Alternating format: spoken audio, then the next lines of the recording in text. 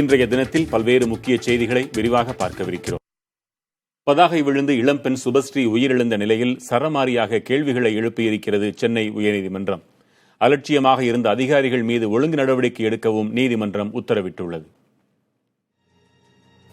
Chennai பள்ளிக்கரணையில் banner சரிந்து விழுந்த விபத்தில் சிக்கிய இளம்பெண் சுபஸ்ரீ சம்பவ இடத்திலேயே பரிதாபமாக உயிரிழந்தார்.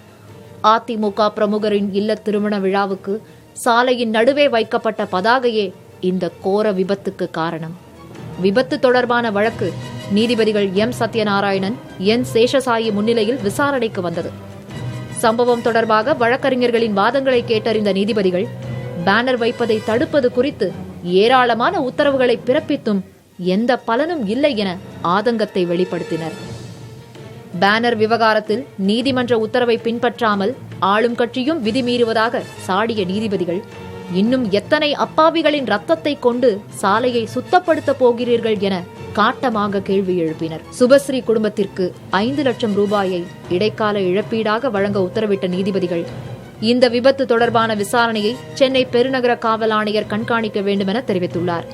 இச்சம்பவத்திற்கு ஏதோ ஒரு கடைநிலை ஊழியரை பொறுப்பாக்கி அவர் மீது நடவடிக்கை எடுக்காமல் தவறு செய்தவர்களை முறையாக கண்டறிந்து உரிய நடவடிக்கை எடுக்க வேண்டும் என உத்தரவிட்ட நீதிபதிகள் வழக்கை செப்டம்பர் 25ஆம் தேதிக்கு ஒத்திவைத்தனர். புதிய தலைமுறைக்காக செய்தியாளர் முகேஷ். சுபஸ்ரீயின் மரணத்தை அடுத்து அதிமுக, திமுக உள்ளிட்ட கட்சிகளின் பதாகைகள் வைக்க வேண்டாம் என்று அறிக்கைகள் வெளியிடப்பட்டுள்ளன. மக்களுக்கு இடையூற்றை ஏற்படுத்தும் வகையில் கட் அவுட்டுகள், பேனர்கள் ஆகியவற்றை வைப்பதை முற்றிலும் தவிர்க்க வேண்டும் என்று அதிமுகவினரை அக்கட்சி தலைமை கேட்டுக் கொண்டுள்ளது. அதிமுகவின் ஒருங்கிணைப்பாளர் ஓ பன்னீர்செல்வம் மற்றும் இணை ஒருங்கிணைப்பாளர் எடப்பாடி பழனிசாமி இருவரும் இணைந்து வெளியிட்டிருக்கும் அறிக்கையில், மக்களுக்கு இடையூறு ஏற்படுத்தும் எந்த ஒரு செயலிலும் கட்சியினர் ஈடுபடவே கூடாது என்று அறிவுறுத்தியுள்ளனர். மக்களுக்கு இடையூறாக கட்சி நிகழ்ச்சிகளில் திமுகவினர் பதாகைகளை வைக்கக்கூடாது என்றும், மீறினால் அந்த நிகழ்ச்சிகளில் தாம் பங்கேற்கப் போவதில்லை என்றும் திமுக தலைவர் மு க ஸ்டாலின் அறிவித்திருக்கிறார்.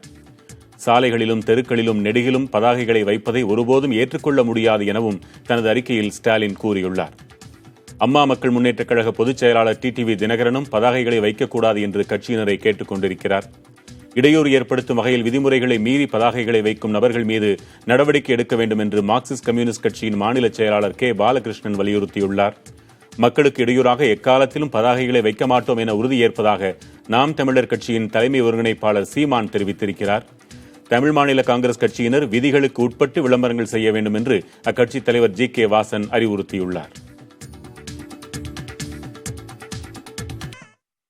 ஆஸ்திரேலியாவில் இருந்து மீட்கப்பட்ட நடராஜர் சிலை சென்னைக்கு கொண்டுவரப்பட்டது. தமிழகத்திலிருந்து கடத்தப்பட்ட சுமார் 1000 சிலைகள் அமெரிக்காவில் இருப்பதாக சிலை கடத்தல் தடுப்பு பிரிவு சிறப்பு அதிகாரி பொன் மாணிக்கவேல் தெரிவித்திருக்கிறார். தென் தமிழகத்தின் கடைக்கோடி பகுதியில் ஒன்று நெல்லை மாவட்டம். இங்குள்ள கல்லிடைக்குறிச்சி குலசேகரமுடையார் கோவிலில் இருந்த நடராஜர் சிலை 37 ஆண்டுகளுக்கு முன்பு திருடு போனது. களவாடப்பட்ட நடராஜர் சிலை ஆஸ்திரேலியாவின் அடிலைட் நகரில் உள்ள அருங்காட்சியகத்தில் இருப்பது தெரியவந்தது. உரிய ஆவணங்கள் மூலம் ஆஸ்திரேலிய அருங்காட்சியகத்தில் உள்ள சிலை மீட்கப்பட்டது. இந்த சிலையை அடிலைட் அருங்காட்சியக பதிவாளர் மற்றும் பராமரிப்பாளரிடம் இருந்து சிறப்பு அதிகாரி பொன்மாணிக்கவேல் தலைமையிலான உயர்நீதிமன்ற புலனாய்வு குழு பெற்றுக் கொண்டது. ஆஸ்திரேலியாவில் இருந்து டெல்லிக்கு எடுத்து வரப்பட்ட சிலை ரயில் மூலம் சென்னை வந்தடைந்தது. சிலைக்கு நெல்லை மாவட்டம் கல்லிடைக்குறிச்சி மக்கள் மற்றும் ஆன்மீகவாதிகள் ஆகியோர் மேளதாளம் முழங்க சிறப்பு பூஜைகள் செய்து வரவேற்றனர்.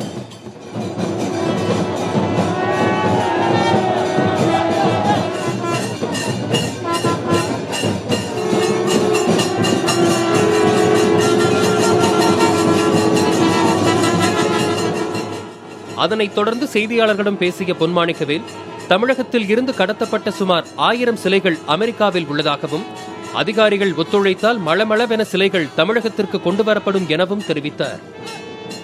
ஆஸ்திரேலியா, அதுக்கடுத்தது அமெரிக்கா, சிங்கப்பூர்ல மட்டும் 18 சிலை வந்தாகணும். சிங்கப்பூர்லயே அப்படி போனா நிறைய வரும். அப்புறம் மற்ற நாடுகள்ல வரும். மற்ற நாடுகள்ல வரணும் சார். இப்ப எழுதி இருக்கிறது 20 சிலை சார். வர வேண்டியது கிட்டத்தட்ட நெருக்கி அமெரிக்காவில் மட்டும் 1000 சிலைகள் வரும். 107 சென்டிமீட்டர்ல இன்னைக்கு எடுத்துட்டா 300 கோடிக்கு மேல போகும். பேச்சுக்கே இடம் இல்லை. செம்பியன் மாதேவியினுடைய உண்மையான ரியல் அந்த ஆன்டிக் சிலை அங்கே திருடப்பட்டிருக்கு. அவர் ஒரு அட்வொகேட் மிஸ்டர் யானை ராஜேந்திரன் அவங்க ரிப்போர்ட் கொடுத்து கேஸ் ரெஜிஸ்டர் பண்ணியிருக்கோம். செம்பியன் மாதேவி கிராமத்தில் கிட்டத்தட்ட 70 வருஷத்துக்கு முன்னாடி திருடப்பட்டு அவையெல்லாம் வரணும். அதே மாதிரி இது நம்ம நாரீஸ்வரர் கோயில் வீரசோழபுரம் அந்த கோயிலேருந்து வரக்கூடிய சிலைகள்லாம் ஒரு 3 சிலைகள் அங்கே அதெல்லாம் ரொம்ப விலை அதிகமாக இருக்கும். 100 கோடி ரூபாய்க்கு மேலே வரக்கூடிய சிலைகள்லாம் வரணும். ஒத்துழைச்சிட்டா நாங்கள் வேலை பார்க்குறோம், எங்களுக்கு ஒத்துழைச்சா மலை எல்லாத்தையும் குணந்துருவோம். வேற ஒன்றுமே இல்லை. ஹைகோர்ட்டில் சம்பளம் கொடுத்தா 2,00,000 கொடுத்தா நான் வாங்கலை. சுப்ரீம் கோர்ட்லேயும் சொன்னாங்க வாரம் அதையும் வாங்கலை. நான் என்னுடைய சொந்த பென்ஷனில் போயிட்டு பென்ஷன் ஆல்சோ கவர்மெண்டோட டாக்ஸ் பண்ணி தானே சேலரி தானே அதில் தான் நான் வேலை பார்த்துட்டு இருக்கேன். மற்றவங்க எல்லாம் அவங்க சொந்த காலத்தில் போயிட்டு வர்றதா கிளைம் பண்ணிக்கிடுவோம். சார் கொண்டு வந்து பணம் இல்லாதனால ட்ரெயினில் வந்தோம். மீட்கப்பட்ட சிலை கும்பகோணம் நீதிமன்றத்தில் காண்பித்து உரியவரிடம் ஒப்படைக்கவிருப்பதாக பொன்மாணிக்கவேல் உறுதியளித்த புதிய தலைமுறைக்காக செய்தியாளர் குழு. தமிழகத்தில் இருந்து வெளிநாடுகளுக்கு கடத்தப்பட்ட விலை மதிப்பற்ற சிலைகளில் முக்கியமானது அமெரிக்காவில் உள்ள செம்பியன் மாதேவி சிலை. அச்சிலையின் மதிப்பு எவ்வளவு, அதன் சிறப்புகள் என்னென்ன என்று பார்க்கலாம். சோழ பேரரசின் ராஜமாதா என்ற பெயருக்கு சொந்தக்காரர் செம்பியன் மாதேவி. இவர் தமிழர்களின் வீரம், இறைபக்தி, அறம், கொடை, சிவபக்தி, அரசாளும் கொள்கை ஆகியவற்றுக்கு அடையாளமாக திகழ்ந்தவர். அவருடைய பேரரான ராஜராஜ சோழனை ஆட்சி கட்டிலில் அமர வைத்துவிட்டு கிபி 1001 மறைந்தார். பார்வதியின் அவதாரமாக கருதப்படும் செம்பியன் மாதேவிக்கு தஞ்சை மாவட்டம் கொன்னேரி ராசபுரத்தில் உள்ள உமா மகேஸ்வரர் கோவிலில் சிலை அமைக்கப்பட்டது. அதனை நிறுவியது செம்பியன் மாதேவியின் மகனும் பட்டத்தரசருமான மதுராந்தக சோழர் என வரலாற்று குறிப்புகள் கூறுகின்றன. மிகவும் தொன்மை வாய்ந்த அந்த சிலை 40 ஆண்டுகளுக்கு முன்பு காணாமல் போனது. கடத்தி விற்கப்பட்ட செம்பியன் மாதேவி ஐம்பொன் சிலை அமெரிக்க தலைநகர் வாஷிங்டனில் பிரியர் ஆர்ட் அருங்காட்சியகத்தில் வைக்கப்பட்டிருப்பது தெரியவந்தது. அச்சிலையை மீட்டு இந்தியாவிற்கு கொண்டுவர சிலை கடத்தல் தடுப்பு பிரிவு சிறப்பு அதிகாரி ஐஜி பொன்மாணிக்கவேல் தலைமையிலான குழு தீவிர நடவடிக்கை மேற்கொண்டுள்ளது.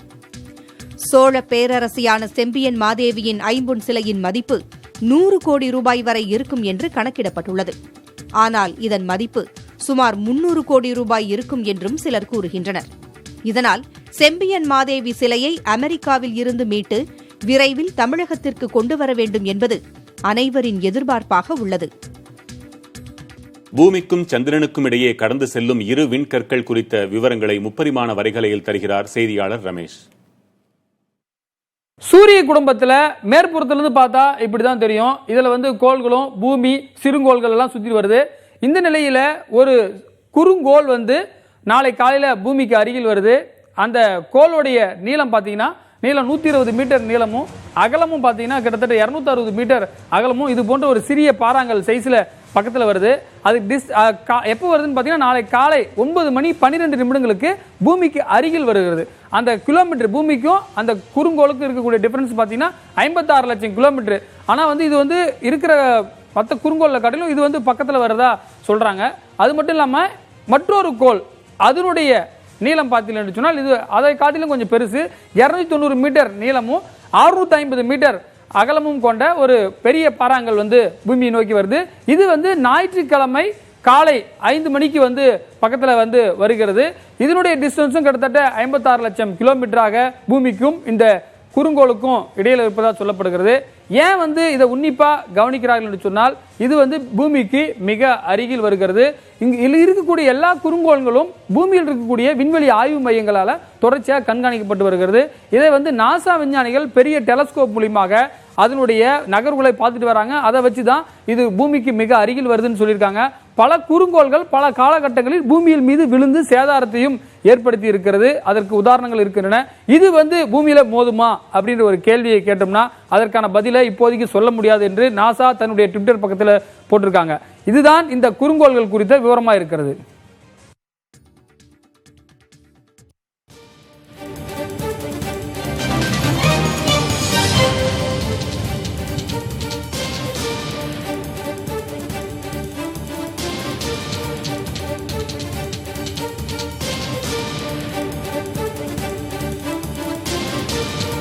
கல்வித்துறை சார்ந்த முக்கியமான அண்மை செய்தியை பார்க்கிறோம். 5 மற்றும் 8ஆம் வகுப்புகளுக்கு இனி பொதுத் தேர்வு நடத்தப்படும் என்று அறிவிக்கப்பட்டிருக்கிறது. நடப்பு கல்வியாண்டிலேயே 5 மற்றும் 8ஆம் வகுப்பிற்கு பொதுத் தேர்வு நடத்தப்படும் என்று தற்பொழுது அறிவிப்பு வெளியாகியிருக்கிறது. தமிழக அரசு இந்த அறிவிப்பை வெளியிட்டிருக்கிறது. 10, 11 மற்றும் 12ஆம் வகுப்புகளுக்கு பொதுத் தேர்வு நடைபெறுகின்ற முறை தற்பொழுது நடைமுறையில் இருக்கிறது.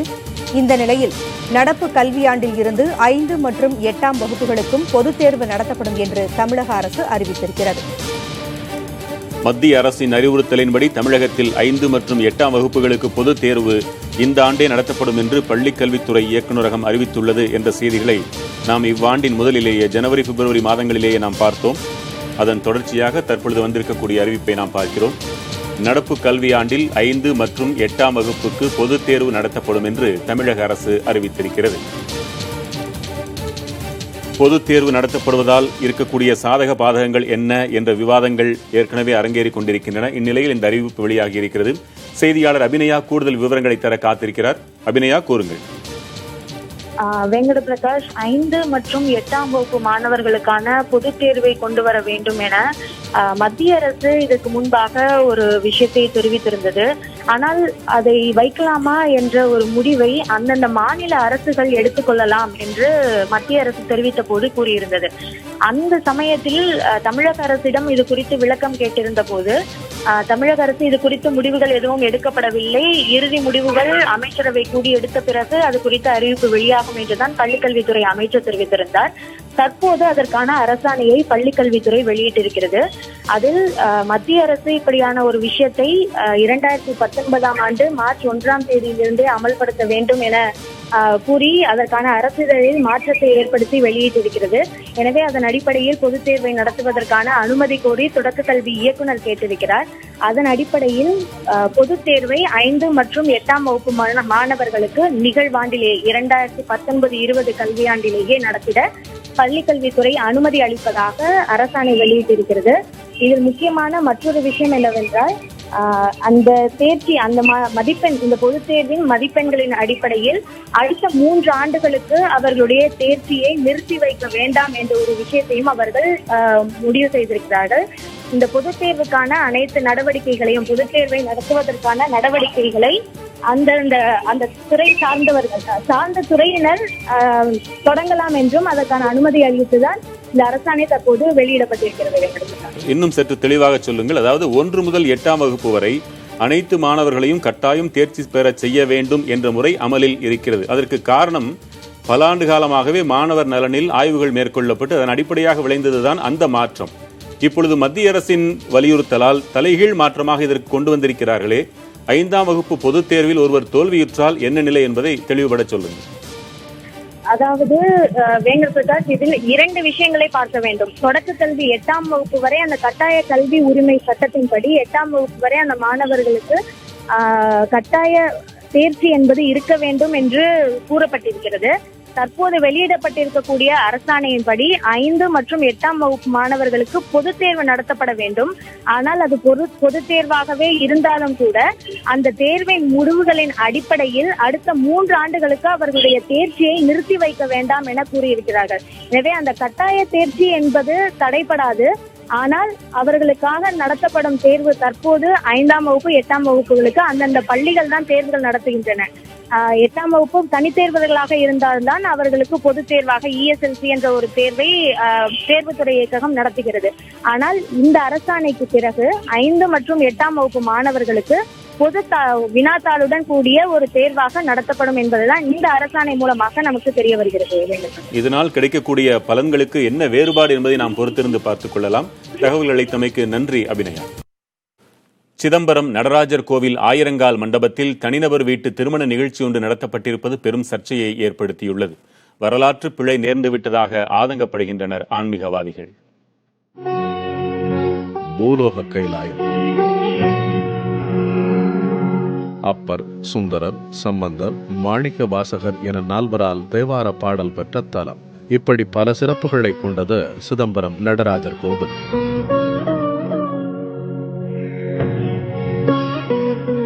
இங்குள்ள ஆயிரங்கால் மண்டபத்தில்தான் சேக்கிழார் பெரிய புராணத்தை எழுதி அரங்கேற்றியதாக கூறப்படுகிறது.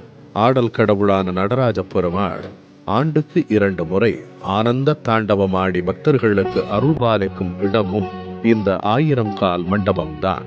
அதனால்தான் கோவில் கருவறைக்கு நிகராக ஆயிரங்கால் மண்டபத்தையும் சிவபக்தர்கள் மிக புனிதமாக கருதுகின்றனர். இந்த ஆயிரங்கால் மண்டபத்தில் கடந்த 11ஆம் தேதி சிவகாசியைச் சேர்ந்த தொழிலதிபர் ஒருவரது வீட்டு திருமண விழா வெகு ஆடம்பரமாய் நடந்தேறியதால் பக்தர்கள் அதிர்ச்சி அடைந்தனர்.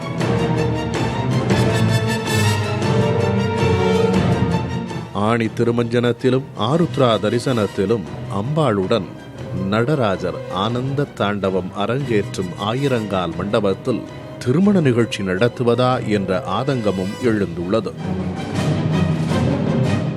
ஒரு திருமணத்திற்காக வாடகைக்கு விட்டு அநியாயமாக சைவர்களின் மனதை புண்படுத்தி விட்டார்கள் தீட்சர்கள் என்பதை பதிவு செய்ய விரும்புகிறோம். இதில் உலகத்தில் உள்ள அனைத்து சைவர்களும் இதனால் மனக்கொந்தளிப்பில் இருக்கிறார்கள். செருப்புக்காலுடன் நடராஜரில் அபிஷேகம் நடைபெறும் இடமும் ராஜசபையுமான இடத்திற்கு நூற்றுக்கணக்கானவர்களை செல்ல அனுமதித்தது சைவர்களின் மனதை மேலும் புண்படுத்தி விட்டது. சிதம்பரம் நடராஜர் கோவிலில் தங்கத்தால் வேயப்பட்டுள்ள கூரையின் கீழ் நடராஜரின் கருவறை உள்ளது. இந்த இடத்தில் பக்தர்கள் அவ்வளவு எளிதில் அனுமதிக்கப்படுவது இல்லை. அப்படி இருக்க தனியார் திருமணத்திற்காக தங்க கோபுரம் மீதேற அனுமதி அளித்தது யார் என கேள்வி எழுப்புகின்றனர் இந்து ஆலய பாதுகாப்பு குழுவினர். உளவாரப்பணி செய்யும் போது கூட வெளிநபர்களை தங்க கோபுரத்திற்கு அருகே அனுமதித்தது இல்லை என்கிறார் இந்து ஆலய பாதுகாப்பு குழுவைச் சேர்ந்த செங்குட்டுவன் முருகன். அதிகாலை சந்தி பூஜைக்கு திறக்கப்படும் கோவில் அர்த்தஜாம பூஜைக்கு பிறகு அடைக்கப்பட வேண்டும் என்பதே விதி. அதனையும் மீறி நள்ளிரவில் கோவில் கதவுகளை திறந்து திருமணத்திற்காக ஆயிரங்கால் மண்டபத்திலும் தங்க கோபுர கூரைகளிலும் அலங்காரம் செய்யப்பட்டுள்ளது. கோவில் பாதுகாப்பு அதிகாரிகள் யாரும் அருகில் இல்லாத நிலையில் தங்க கோபுரம் மீதேறி அலங்காரம் செய்தவர்கள் கோபுரத்திலிருந்த தங்கத் தகடுகளை கழற்றி போலி தகடுகளை பொருத்தியிருந்தால் கூட யாருக்கும் தெரிந்திருக்காது என்ற அச்சம் எழுந்துள்ளது. அலங்கார பணிக்காக சென்ற சிலர் ஆங்காங்கே படுத்துறங்கும் புகைப்படங்களும் சமூக வலைதளங்களில் வெளியாகியுள்ளன.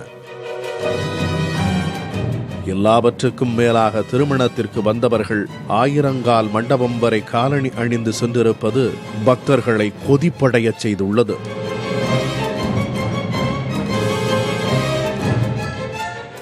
புனிதமாக நினைத்து சிவதொண்டர்கள் வழிபடும் இடத்தை பணத்திற்காக வர்த்தக ரீதியில் பயன்படுத்துவதா என்ற கேள்வி எழுந்துள்ளது.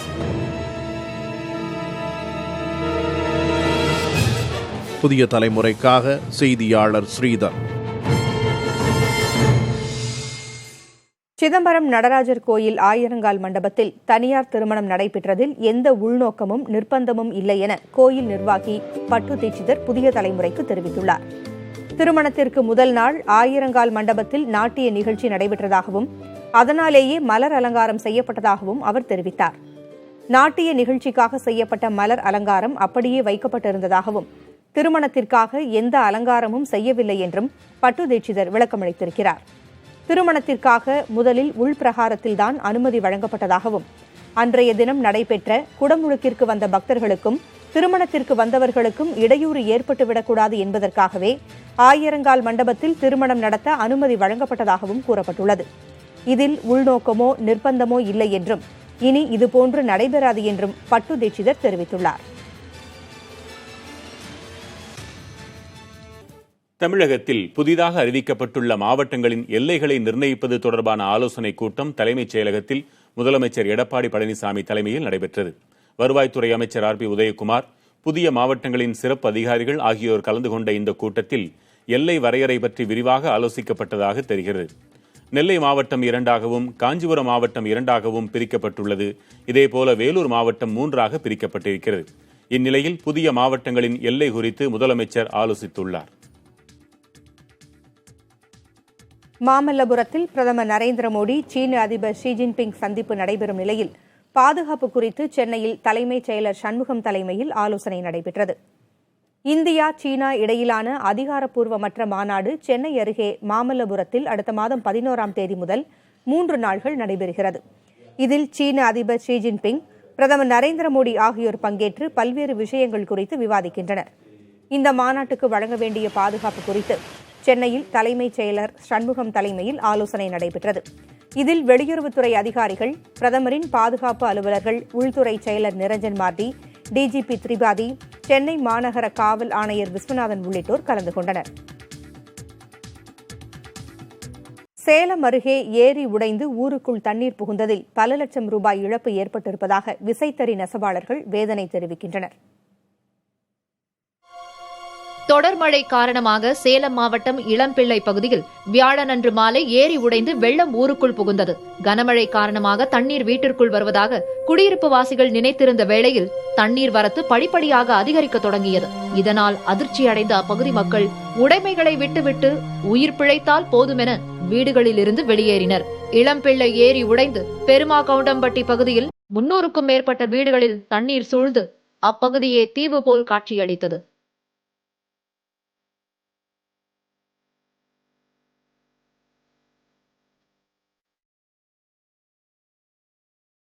இரவு முழுவதும் செய்வதறியாது திகைத்து நின்ற பெருமாகவுண்டம்பட்டி பகுதி மக்கள் அருகில் உள்ள அரசு பள்ளியில் தஞ்சம் புகுந்தனர். நெசவு தொழிலை பிரதானமாக கொண்ட இந்த பகுதியில் விசைத்தறி கூடங்களிலும் தண்ணீர் புகுந்து சேதத்தை விளைவித்தது. மேலும் விற்பதற்கு தயார் நிலையில் இருந்த பட்டு சேலை உள்ளிட்ட ஜவுளி ரகங்கள் அனைத்தும் தண்ணீரில் மூழ்கின. குழந்தைங்க எல்லாமே ஸ்கூல் புக்கில் இருந்து வீட்டில் 3 தறியில இருந்து பீரோ எல்லாமே நனைஞ்சிடுச்சு. எதுவுமே எங்கள் வாழ்வாதாரமே தறி தான், அதை நம்பி தான் இருந்தோம். எல்லாமே முடிஞ்சு போச்சு. எங்களுக்கு இது என்ன பண்ணுறதுன்னு, எங்களுக்கு இழப்பு என்ன பண்ணுறதுன்னு கூட தெரியாமல் நாங்கள் தவிச்சிட்டு இருக்கோம். ஊருக்குள் வெள்ளம் புகுந்த தகவல் அறிந்த வருவாய்த்துறை அலுவலர்கள் சம்பவ இடத்திற்கு விரைந்து வந்து இரவோடு இரவாக உடைப்பு ஏற்பட்ட பகுதியை சீரமைத்து ஊருக்குள் தண்ணீர் புகுவதை தடுத்தனர். பாதிக்கப்பட்ட பகுதிகளை காலையில் அதிகாரிகளும் தொகுதி சட்டமன்ற உறுப்பினரும் நேரில் பார்வையிட்டனர். ஓரளவுக்கு எல்லாமே டிச்சிலேருந்து எல்லாமே கட்டி கொடுக்கறதுக்கு உண்டான வாய்ப்பை ஏற்படுத்தி கொடுப்போம் அப்படின்னு மக்கள்கிட்ட இப்போ சொல்லியிருக்கிறோம். கண்டிப்பாக இதை நாங்கள் பண்ணி கொடுப்போம். நிரந்தர தீர்வு வேணும். இப்போ உடனடியாக இப்போ பண்ணிவிட்டு போன மழைக்கு இந்த மாதிரி ஆச்சுங்கிறாங்க. அதனால் இப்போ உடனடியாக நாங்கள் இதுக்கு நிரந்தர தீர்வு ஏற்படுற அளவுக்கு முதலமைச்சரிடம் பேசி நாங்கள் பண்ணி கொடுப்போம். மீண்டும் இயல்பு நிலை தொடங்க போதிய முதலீடு இல்லை எனவும் இதனை கருத்தில் கொண்டு தமிழக அரசு போர்க்கால அடிப்படையில் இழப்பீடு வழங்க வேண்டும் என்றும் கோரிக்கை விடுத்துள்ளனர் பெருமாகவுண்டம்பட்டி பகுதி மக்கள். புதிய தலைமுறைக்காக சேலத்திலிருந்து ஒளிப்பதிவாளர் சதீஷுடன் செய்தியாளர் மோகன்ராஜ். தன் மகளுக்கு நேர்ந்ததை போன்ற துயர முடிவு வேறு யாருக்கும் நடக்கக்கூடாது என்று பதாகை விபத்தில் உயிரிழந்த சுபஸ்ரீயின் தந்தை ரவி தெரிவித்துள்ளார். புதிய தலைமுறைக்கு பேசிய அவர் பதாகை பண்பாட்டிற்கு எதிரான அரசியல் கட்சியினரிடம் நடவடிக்கைகளுக்கு வரவேற்பு தெரிவித்துள்ளார். இப்போ இந்த சம்பவம் நடந்ததன் பிறகு அனைத்து கட்சிகளும் குறிப்பாக அதிமுக, திமுக எல்லாம் பேனர் வைக்கக்கூடாது அப்படின்னு சொல்லியிருக்காங்க. இது எப்படி பார்க்குறீங்க சார்? வரவேற்கத்தக்கது. வரவேற்கத்தக்கது. வேற என்ன மாதிரியான நடவடிக்கைகள் மேற்கொள்ளணும் அரசு தரப்பில்? வேற எனக்கு ஒன்றும் தெரியல சார். இதை பண்ணியாமல் போடும் சார். இதை பண்ணினாலும் இது மாதிரி அவாய்ட் பண்ணலாம். இந்த ரூலை சரியாக ஃபாலோ பண்ணினால ஃப்யூச்சரில் இந்த மாதிரி இன்சிடென்ட்லாம் வராது. ஆன்லைனில் எத்தனை சினிமா டிக்கெட்டுகளை முன்பதிவு செய்தாலும் ஒரு டிக்கெட்டிற்கான சேவை கட்டணம் மட்டுமே வசூலிக்கப்பட நடவடிக்கை எடுக்கப்பட்டு வருவதாக தமிழக செய்தி மற்றும் விளம்பரத்துறை அமைச்சர் கடம்பூர் ராஜு தெரிவித்திருக்கிறார். ஆன்லைன் டிக்கெட்டை நடைமுறை கொண்டு வருவதற்காக முதல் கூட்டம் திரையரங்கு உரிமையாளர்கள் குறிப்பிட்ட முதல் கூட்டம் நடைபெற்றிருந்தது. அவர்கள் கலந்து பேசி ஒரு முடிவோடு விரைவில் அடுத்த கட்ட கூட்டம் நடைபெறும் நேரத்தில் அது எதிர்நோக்கப்படும். கிட்டத்தட்ட அநேகமாக இந்த மாதத்திற்குள் அது நடைமுறைக்கு வருவதற்கான பணிகள் நடைபெற்று வருகின்றது. சிங்கிள் டிக்கெட், ஒரு டிக்கெட் நடைமுறை இல்லாமல் இனிமேல் மொத்தமாக ஒரு டிக்கெட் தான் நடைமுறைக்கு வர வேண்டும் என்று சொல்லியிருக்கின்றோம். அதை நடைமுறைக்கு வர இருக்கின்றோம். நன்றி. தமிழகம் மற்றும் புதுச்சேரியில் வெப்பச்சலனம் காரணமாக நாளை மழை பெய்ய வாய்ப்பு இருப்பதாக சென்னை வானிலை ஆய்வு மையம் தெரிவித்துள்ளது. தமிழகத்தின் பல்வேறு இடங்களில் கடந்த சில நாள்களாக அவ்வப்போது பரவலாக மழை பெய்து வருகிறது. இந்நிலையில் அடுத்த 24 மணி நேரத்தில் கடலோர மாவட்டங்கள் மற்றும் அதனை ஒட்டிய மாவட்டங்களிலும் லேசானது முதல் மிதமானது வரை மழை பெய்யக்கூடும் என வானிலை ஆய்வு மையம் தெரிவித்துள்ளது. மேலும் கடலூர், மதுரை, திருவாரூர் உள்ளிட்ட 8 மாவட்டங்களில் ஓரிரு இடங்களில் கனமழை பெய்யும் என்றும் வானிலை மையம் கூறியுள்ளது. இதற்கிடையில் தமிழகத்தின் பல்வேறு இடங்களில் இன்று பரவலாக மழை பெய்தது. வேலூர், ஆம்பூர், தூத்துக்குடி, விருதுநகர், ஈரோடு உள்ளிட்ட இடங்களில் பரவலாக மழை பெய்தது. இன்றைய தினத்தை தொடர்வது நேர்பட பேசு. இணைந்திருங்கள் புதிய தலைமுறையுடன்.